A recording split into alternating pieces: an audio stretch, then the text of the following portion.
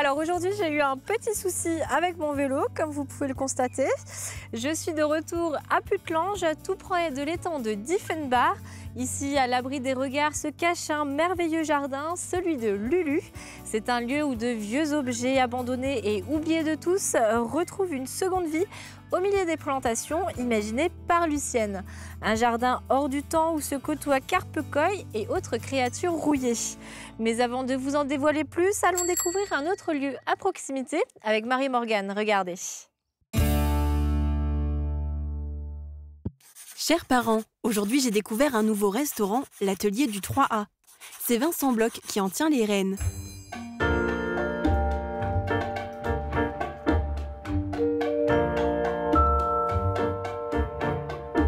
Il a débuté sa carrière en 2009 à l'auberge Saint-Walfried à Sarreguemines, aux côtés de Stéphane Schneider. Une révélation pour le jeune cuisinier qui développe alors une véritable passion. Je me suis dit que je vais faire des grandes maisons, que j'irais faire un peu le tour. Et je me suis toujours mis en tête d'ouvrir mon restaurant à Sarreguemines. Donc c'est un peu ce que j'ai fait. Je suis parti bosser chez Bocuse, j'ai fait du palace, de la brasserie. Je suis parti quelques années en Suisse, un an en Australie et je suis revenu il y a un an pour ouvrir mon resto. Il a investi ce local rue de la Montagne à Sarreguemines. Avec une cuisine ouverte, les clients peuvent jeter un coup d'œil sur la préparation de leurs plats.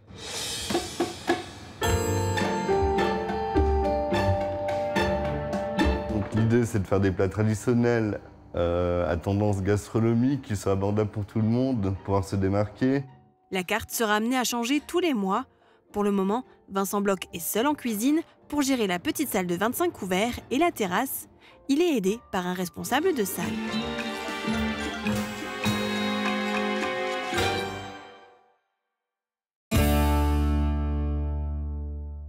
Bonjour Lulu. Bonjour Marie. Merci de m'accueillir dans ton magnifique jardin. Alors toutes les deux, on se connaît un petit peu. Beaucoup de nos téléspectateurs te connaissent aussi. Mais pour ceux qui ne te connaissent pas, dis-moi d'où est venue cette passion pour le jardinage? Alors déjà, merci de venir, d'être là dans mon jardin. Donc le jardin a démarré juste après la construction 2005-2006 où il a fallu faire les abords de la maison pour faire propre comme on fait normalement. Hein. Et d'année en année, il y a eu de l'expérience, il y a eu des choses qui se sont rajoutées. Et maintenant, je ne veux pas dire que je suis une experte, mais je m'y connais quand même bien. D'accord. Et alors justement, ton jardin, comment est-ce que tu l'as construit? Est-ce que tu peux me le faire visiter? Alors on va le visiter, il est en plusieurs parties. Comme on dit dans le jargon du jardinier, on va faire des chambres. Donc on va découvrir différentes chambres. Là maintenant on arrive sur la partie avant qui est toute nouvelle, qui a été terminée juste avant les portes ouvertes, où j'ai mis un peu plus de choses, on va dire un peu plus modernes. J'ai changé, j'ai enlevé le sureau, j'ai mis d'autres choses, j'ai mis des structures en bois, des traverses, voilà. Donc j'ai essayé d'amener un peu de légèreté. Et j'ai surtout mis des choses où j'aurais plus besoin de faire quoi que ce soit en début d'année, mis à part couper un peu les graminées, voilà. Mais on ne rajeunit pas et je fais maintenant un peu le jardin, je vais dire, pas de vieillotte, mais voilà. T'essayes de te faciliter la vie. J'essaye de me faciliter la vie, exactement. Donc après, le jardin a changé beaucoup. Il change toujours et il changera de toute façon toujours parce que j'ai des nouvelles idées, il y a plein de choses qui arrivent sur le marché, des nouvelles plantes, donc on enlève de vieilles plantes, on en met d'autres. Et j'essaye d'apporter toujours une touche d'originalité et ça veut aussi dire qu'il faut changer les choses, en sortir, en remettre. Tout ne marche pas, naturellement, aussi chez moi. Il y a des choses que je vais planter qui ne vont pas forcément prendre et d'autres qui vont prendre trop d'ampleur. Et quand ça prend trop d'ampleur, à un moment donné, il faut enlever pour mettre de la place à autre chose. Et de toute façon, c'est dans ta nature, hein, t'aimes bien changer, bouger les choses? Oui, j'aime bien bouger les choses. J'aime bien, justement, que ce ne soit pas tous les jours la même chose. Bon, maintenant qu'on en sait un peu plus sur toi, on va s'intéresser à un autre acteur du secteur. Regardez.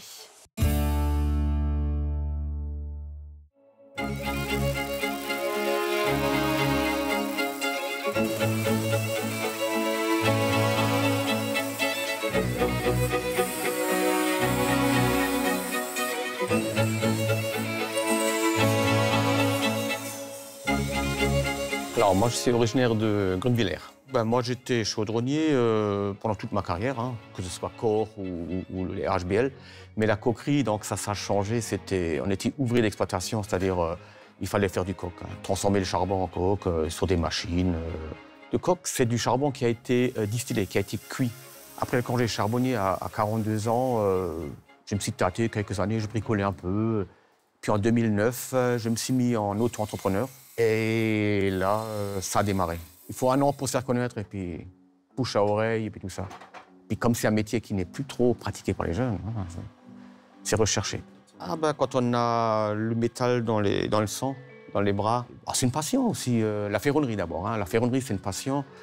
Et après, tout le reste, on apprend sur le tas et puis tout seul. Moi, j'aime bien les belles choses, c'est-à-dire, voilà, une belle porte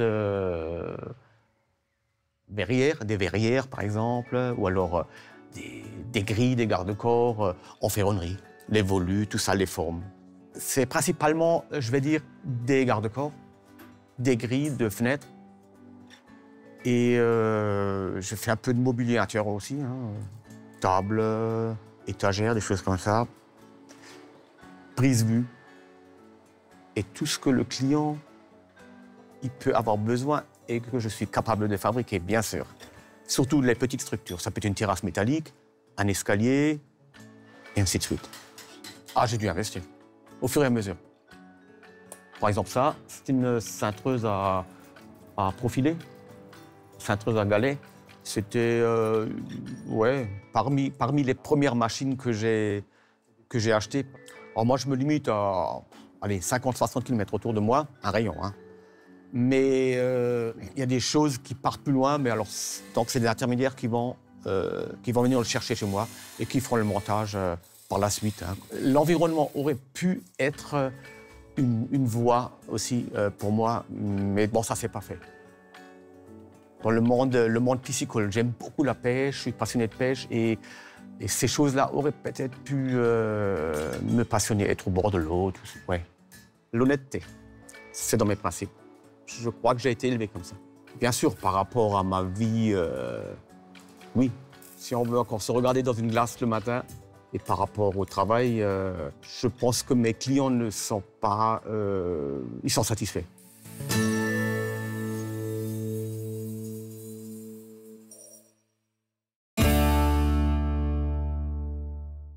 Nous voici dans une annexe de ton jardin, le potager. Alors, tu as choisi de faire des potagers hors sol. Pourquoi ce choix ?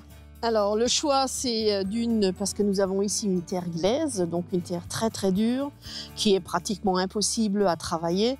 Et c'est un peu aussi le côté feignant. Donc, on récolte en hauteur, c'est-à-dire que les bacs sont surélevés de 50-80 cm.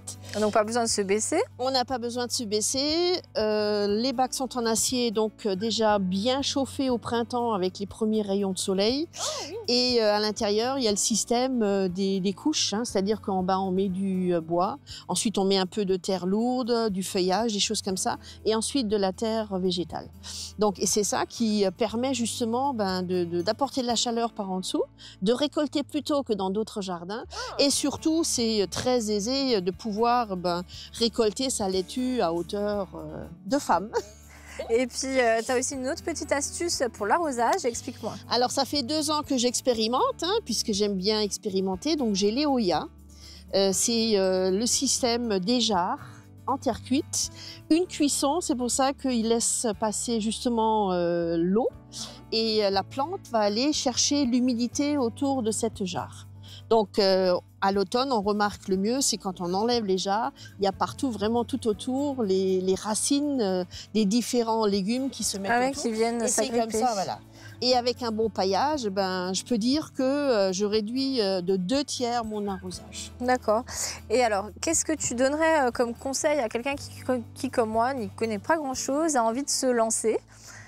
D'essayer. Tout simplement, de se lancer, de faire des fautes, parce qu'en faisant des fautes, c'est comme ça qu'on apprend. J'en fais encore aujourd'hui.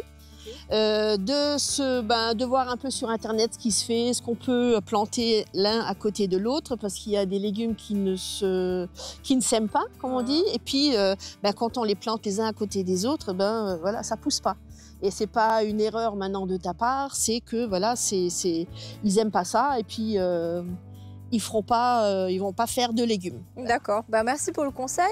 Alors en plus de ça, tu es aussi chroniqueuse chez Radio Mélodie. Là-bas aussi, tu distilles tes petits conseils, c'est ça? Oui. Donc tous les 15 jours sur Radio Mélodie, j'ai 4, 5, plutôt 6, 7 parce qu'on babble beaucoup, hein, on parle beaucoup avec Seb et Nadia. Oui, j'essaye un peu de donner de mon savoir, de dire aux gens voilà ce qu'on peut faire, ce qu'on peut pas faire, donner des idées aussi.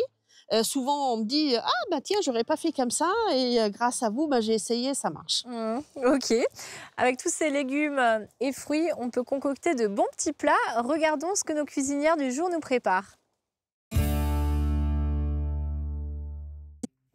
Bonjour, aujourd'hui nous allons vous faire un gâteau au chocolat avec des Smarties dessus. Et c'est pour ton anniversaire? Oui. Et après, on attend les copines à la maison. Oui. Pour cela, il faut 250 g de chocolat noir, 5 œufs, 150 g de beurre un peu fondu, 200 g de sucre, 60 g de farine et pour le glaçage, un peu de crème, 70 g de chocolat noir et des Smarties. On vient de mettre à préchauffer le four à 200 degrés et maintenant, première étape, on beurre le moule. Alors maintenant, on va séparer le blanc des jaunes. Je vais le faire, c'est délicat comme opération. J'espère que je vais y arriver moi aussi. Voilà.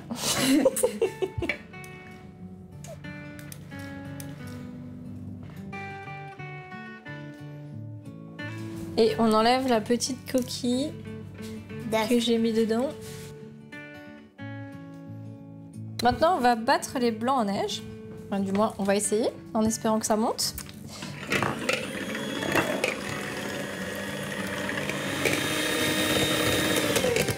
Tu peux mettre un petit peu de sel, la moitié du pot. Ok, et maintenant, rebat. Tu peux mettre le reste de sel. Alors, je les tiens déjà comme ça.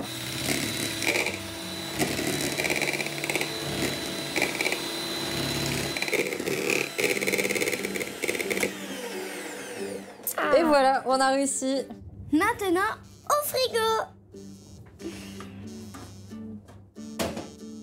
Alors maintenant, tu vas prendre les jaunes d'œufs, tu les mets dans le saladier et tu les remues un petit peu. Et regardez, c'est rigolo, ça fait du bruit. Elle est remue. Ça fait de la musique. Ok. Maintenant, tu prends le reste, le sucre par exemple, tu mets dedans. Tu remues. Ah ouais, c'est déjà plus dur là. Hein. Mais ça va. C'est facile. Tu veux que je te mette la farine ou tu veux la mettre? Ouais, s'il te plaît, vas-y, tu peux y aller. Attends, juste une minute là. On met un peu de beurre. On met tout le beurre. On a fait fondre le beurre, on l'a mis quelques secondes dans le micro-ondes. On triche, pas de bain-marie pour nous, même si je m'appelle Marie. Mes copines et copains vont adorer le gâteau. J'espère, oui. Sûre et certaine. En plus, pour le glaçage, il va être trop beau. Maintenant, on met le chocolat qu'on a également fait fondre avec un peu d'eau au fond pour que ça ne brûle pas dans le micro-ondes. Pas de bain-marie non plus. C'est plus rapide au micro-ondes. Tu mets le blanc en neige, je le fais. Hop. Et maintenant, il s'agit de mélanger délicatement la mixture. Délicatement, hein. Je sais que c'est pas ton fort d'être délicate. J'ai pas de patience. Derrière un nuage. Non, avec plein de chocolat, c'est pas bon. Tu veux que je fasse? Oh là là, oui. Allez, je prends la relève. Tu vois, faut prendre par en dessous. On met bien au-dessus. Faut que ça reste mousseux et onctueux. Et on va pouvoir le verser dans le moule. Roulement de tambour. Ta-da-ta-da. Le moule. Le moule. Attends, viens, Tu je le tiens, tiens maman. Oui, je tiens.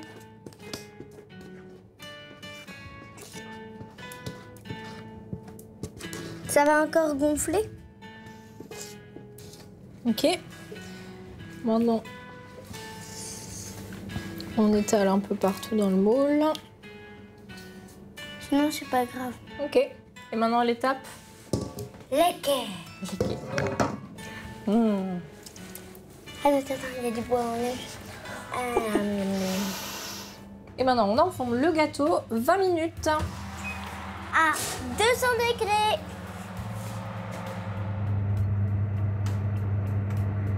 Oh là là, qu'il est joli. On va retourner le gâteau. Allez, 1, 2, 3. On tapote. Ah oh, magnifique. On va faire le glaçage. Je viens de mettre 10 secondes le chocolat au micro-ondes. On va rajouter un peu de crème fraîche et on mélange. Et après, on va l'étaler sur notre gâteau. D'accord. Donc, je vais en mettre un peu comme ça. Et après... Bah si, vas-y, tu peux continuer. Moi, je te le pré-étale. C'est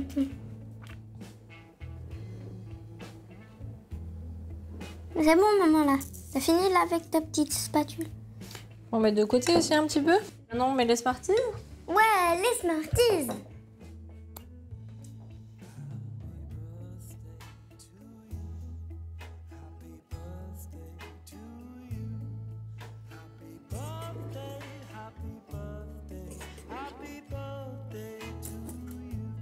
Joyeux anniversaire, joyeux anniversaire, joyeux anniversaire, les loups, joyeux anniversaire.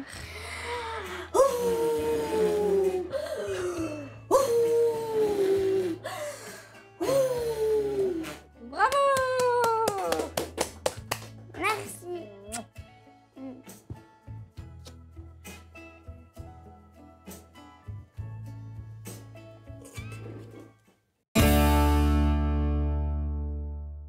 Une des originalités de ton jardin, c'est qu'il y a un beau et grand bassin avec des carpe-koi. Oui. Tu en as combien? Il y en a 35 ou 36. Comme elles ne restent jamais en place, on n'arrive pas trop à les compter, mais il y en a à peu près 35. D'accord. Et elles font quelle taille? Parce qu'il y en a qui sont vraiment énormes. Alors ça part de, on va dire, 20 cm et la plus grande doit avoir dans les 80 cm. Et elles ont la plus âgée à peu près 16-17 ans maintenant. Et elles sont nées chez toi alors ou... Alors non, il y en a quelques-unes, les dernières sont nées chez moi, mais les premières on les a achetées. Et puis les toutes premières qu'on a achetées, il en reste qu'une, mais c'est Elvis. Ok, sympa comme prénom. Oui. Certains ont des prénoms, d'autres pas.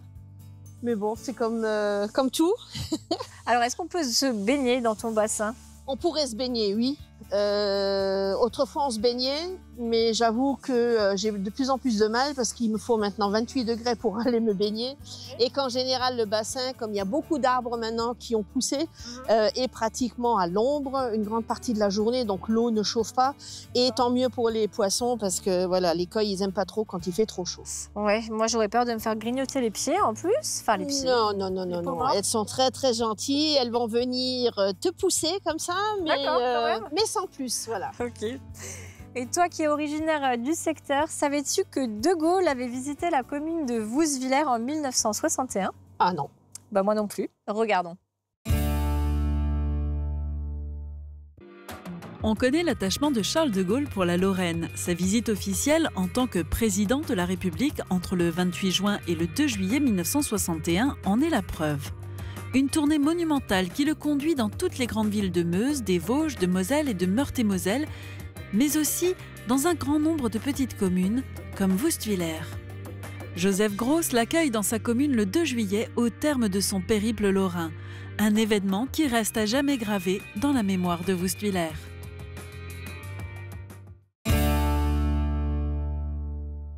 Toi et ton mari, vous avez également une activité commerciale, hein, c'est Fairfolly. Votre marque de fabrique, c'est la rouille. Explique-moi un peu ce que tu fabriques. Alors on fabrique pas mal de choses, on fabrique des silhouettes, alors ça part de la petite fille, le petit garçon, ça passe par Halloween, ensuite ça peut être des fleurs, ça peut être des sapins, des cerfs, je fais tout ce qui est animaux, et ensuite on fait des colonnes, des brise-vues, des bacs de plantation, ça va du tout petit au tout. Et là, cette saison, des barbecues aussi, c'est ça? Ah, c'est la saison des barbecues, exactement, oui. Donc, on a plusieurs braseros à la vente, mais on a surtout un brasero à la location.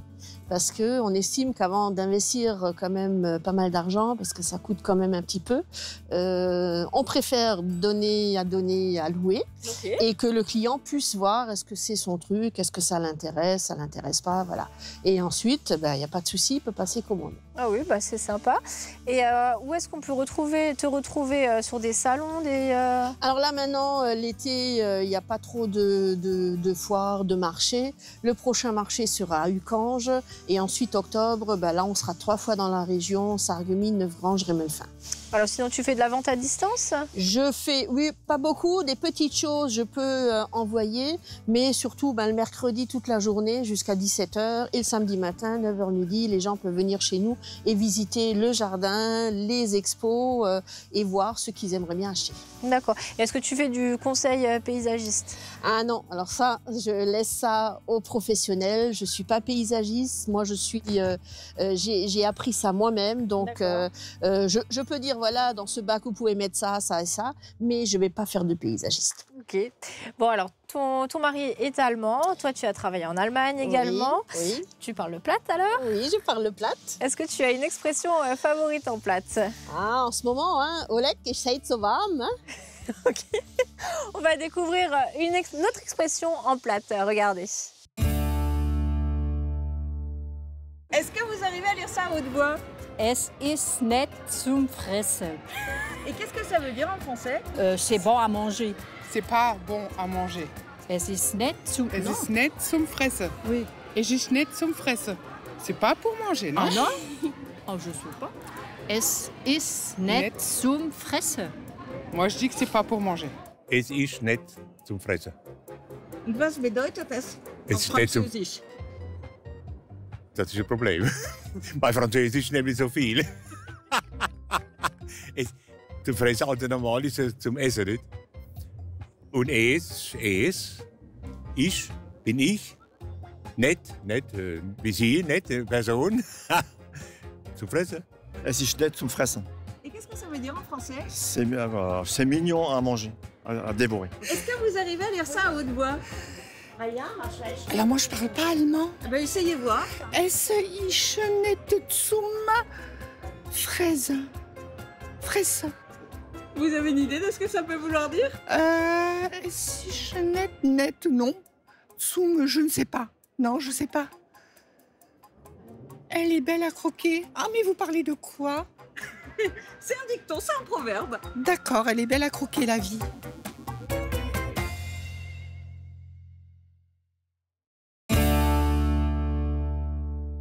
Tu es une personne très dynamique, avec des idées plein la tête. Alors ta dernière idée, c'est la construction d'un cabanon à côté de ton jardin. Dis-moi en plus. Alors l'idée, c'est de faire venir des gens ici dans la région en vacances et qui puissent en même temps profiter de mon jardin. Éventuellement de faire des ateliers jardin, de faire des petits groupes, enfin... Je ne sais pas encore exactement, mais je vais leur concocter tout un programme et leur faire découvrir aussi, pourquoi pas, toutes nos spécialités qu'on mange ici. D'accord. Et en plus, il y a les étangs qui sont pas loin, l'étang de Diefenbach notamment. Exactement. L'étang, il est à peu près 250 mètres d'ici. Il est rempli, parce qu'on me demande souvent, il est rempli? Oui, il est rempli, oui, il est plein. Il y a l'étang de Rémerin, il y a l'étang d'Os, il y a vraiment, on est dans le pays des lacs. Oui, y a de quoi faire. Je te propose maintenant d'aller retrouver Sandrine qui s'attelle à sa manière à nous faire découvrir le territoire. Regardez. Hop là, c'est l'heure de jouer et je me trouve aujourd'hui sur le marché de Beach avec Nicole. Bonjour. Bonjour. Alors, j'ai une première question pour vous qui est toute facile, vous connaissez la réponse. Vous venez d'où? Épin. Épin, ok, Oui. donc sur le territoire. Oui. Et du coup, je pense que vous connaissez un petit peu l'arrondissement, Oui. Sarreguemines Beach. Oui. J'ai des questions, je les ai ciblées cette fois-ci un petit peu plus sur Beach. D'accord. Alors, j'ai une première question, je vais vous montrer une photo et je vais vous poser une question qui va avec. Alors, est-ce que vous reconnaissez cette photo? Ce sont des vestiges d'une fortification de Beach. Oui, c'est... Et derrière, ces 4 portes qui permettaient l'accès à la ville. Quel est son nom? Et indice, c'est une capitale régionale. Son nom, je ne connais pas, mais je connais l'endroit. Oui. Oui, c'est de l'autre côté de la ville, Oui, c'est à devant côté de la mairie. Et de l'église. Et de l'église, oui. Alors, elle s'appelle la porte de Strasbourg. Ah oui, exactement. C'est Mais vrai. en général, on Ma connaît... sœur est là qu'à me souffler les réponses. Ah oui, vous avez le droit. Et j'ai une autre question, c'est aussi une photo. Alors, c'est une chapelle qui est célèbre pour son pèlerinage et elle est située à Anchambert. Je ne sais pas si vous l'avez déjà vue. C'est une question à choix multiple. Est-ce qu'elle s'appelle la chapelle Saint-Bandelin, Sainte-Vérène ou Sainte-Nitouche? Sainte-Vérène. C'est la chapelle Sainte-Vérène, c'est ça? Sainte-Vérène. Oh ben ça va, vous vous en sortez bien. Bon, ça va, ça va. Et j'avais une dernière question pour vous. Est-ce qu'il y a des choses que vous aimez faire sur le territoire, des activités que vous aimez faire? Nous, on fait beaucoup de vélos. Ok. Mon mari et moi, on s'est acheté des vélos électriques. Ah, ça c'est chouette. Et on fait beaucoup de vélos et randonnées. Et on a un Airbnb et on fait toujours, quand il y a des voyageurs, on leur dit des endroits à visiter. Et puis vous allez les tester avant, du coup. Oui, ouais, souvent, oui. Ah, mais c'est chouette. Ouais. Et c'est quoi le nom du Airbnb? C'est l'Échappée Belle à Épin. Ah, d'accord, ok, Ouais, super. ouais. Bah, super, bah, merci beaucoup en tout cas de rien. d'avoir participé. Merci. J'espère que vous avez passé un bon moment. Oui, bien sûr. C'est gentil. Et puis j'espère que derrière votre écran aussi. Et puis je vous dis à la semaine prochaine. Au revoir. Alors, tu as également une seconde passion, celle des vieux objets. Qu'est-ce que tu fais avec? Alors, je les détourne souvent. Dans le panier pour essorer la salade, par exemple, j'y ai mis des escargots vides, naturellement. D'accord. Je mets toutes les louches, je récupère tout ce que je peux récupérer, les pots à lait, tout ce qui est vieux, je récupère. Les vieilles clés aussi. Les vieilles clés, oui, il y en a qui les jettent. Ben, moi, je les récupère et je trouve que ça ramène un petit peu son charme. Bah oui, mais franchement, c'est très très réussi. Merci. Alors, c'est déjà l'heure pour nous de nous quitter. Est-ce que je te laisse le mot de la fin? Tu as quelque chose à rajouter? Merci de la visite. Et puis voilà, donc on peut visiter mon jardin, naturellement. Il faut m'appeler pour qu'on fasse un rendez-vous, que je sois là aussi. Et il n'y a pas de souci. À la prochaine. Ok, à la prochaine, à bientôt. De mon côté, je vous dis à la semaine prochaine pour de nouvelles aventures. Et hop là!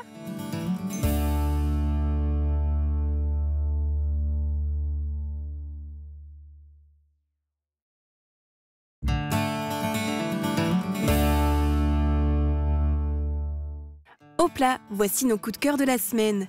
Les festivals de l'été se poursuivent. Dans le pays de Beach, la programmation « 10 l'été une fois » s'arrêtera vendredi soir à la place de l'Europe à Rohrbach-les-Beach pour un spectacle musical proposé par les frères Jacquard. Puis le samedi 12 juillet, direction l'ouvrage du Simser au Fassierstal pour un théâtre de rue, la quincaillerie par Passanton de la compagnie du 2e. Le festival Les Étendards lui fera étape à Rémerin-les-Putelanges avec la diffusion du film Un petit truc en plus en plein air. Rendez-vous à la cour de l'école. Un nouvel artiste s'est installé à la galerie Beach & Art, Raymond Végel. Il y dévoile son univers où s'unissent différentes formes d'art, la peinture, la sculpture ou encore la poterie, à découvrir jusqu'au 29 août. L'été sera chaud à Lemberg. La Domino Fest va accueillir plusieurs artistes et groupes de musique au centre du village les 12 et 13 juillet. Un week-end festif avant la pause estivale. Protégez et mettez en lumière votre maison avec toutes les nuances de crépi proposées par Moder Habitat. Radio Studio 1, 105.8, la radio qui pulse entre Beach et Sarreguemines. De la pop, du rock, des années 80 et une équipe qui vit la musique à fond. Radio Studio 1. Super U Rohrbach vous accompagne au quotidien et par tous les temps. Un déménagement en vue, louez nos véhicules jusqu'à 20 mètres cubes. Et pour un coup d'éclat sans orage, direction la station de lavage. La météo avec U, commerçant autrement. Bonjour tout le monde, on va retrouver un temps estival pour demain et pour la fin de semaine. Le ciel sera bien dégagé et les températures vont remonter avec 10 degrés pour les minimales et jusqu'à 25 degrés pour les maximales. Demain nous fêtons les Ulrich et il fera jour de 5h36 à 21h37. Passez tous une belle journée et à demain.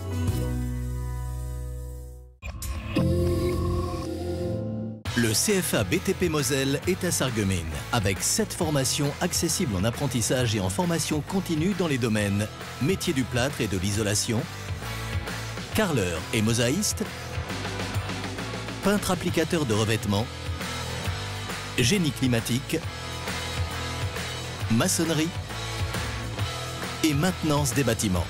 Inscription ouverte toute l'année par téléphone au 03 87 63 71 08. Besoin de vider une habitation, un jardin, des locaux professionnels, rapidement et sans souci? B&B Débarras est là pour vous. Une équipe qui gère tout avec soin et efficacité et valorise vos objets pour réduire vos coûts. Devis gratuit et intervention rapide. Plus d'infos sur Facebook ou notre site internet. Le festival Les Étendards, nouvelle édition. Spectacles, concerts, cinéma en plein air, du 5 juillet au 29 août. Profitez de nombreuses animations gratuites tous les week-ends. Ne manquez pas l'événement de cet été. On était en tout 3 familles avec chacun des enfants en bas âge et une piscine dans la maison. Mes enfants ont dit Noah, il n'est pas avec nous, il n'est pas dans la maison. Je me lève et je me retourne. Je lui dis mais il est où Joey? Il s'avère que j'ai vu le corps de ma fille dans la piscine. Ça arrive aux bons parents aussi? Mais c'est les 10 minutes où il fallait pas. Chaque été, plus de 500 enfants sont victimes de noyades.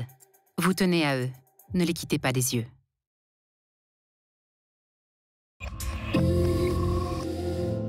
Un nouveau numéro en immersion vous attend. Ce mois-ci, je pars à la découverte du quotidien de la police municipale de Sarreguemines. Salut Youssef, ça va? La forme? Ça rassure à la fois les commerçants, mais aussi les habitants. Bien sûr, ça rassure tout le monde, aussi bien, comme vous le dites très justement, les administrés et les commerçants, bien sûr. Voilà, donc on passe, s'il y a des soucis, ils viennent nous voir. Bon, en général, tout se passe bien, c'est ce qu'on espère toujours. Et il y a combien de caméras au total en ville? Il y en a 87 qui sont fixées sur la ville et on en a 5 nomades. Donc nomades, c'est-à-dire qu'on peut les déplacer, par exemple pour les festivités de la Saint-Paul, la fête de la musique, on peut les positionner à un endroit et le déclarer juste en préfecture. Je suis le plus ancien dans le service avec Maria, donc j'ai 2 ans d'ancienneté à la PM de Sarreguemines. Une émission à ne pas manquer ce vendredi dès midi sur Mosaïque Cristal.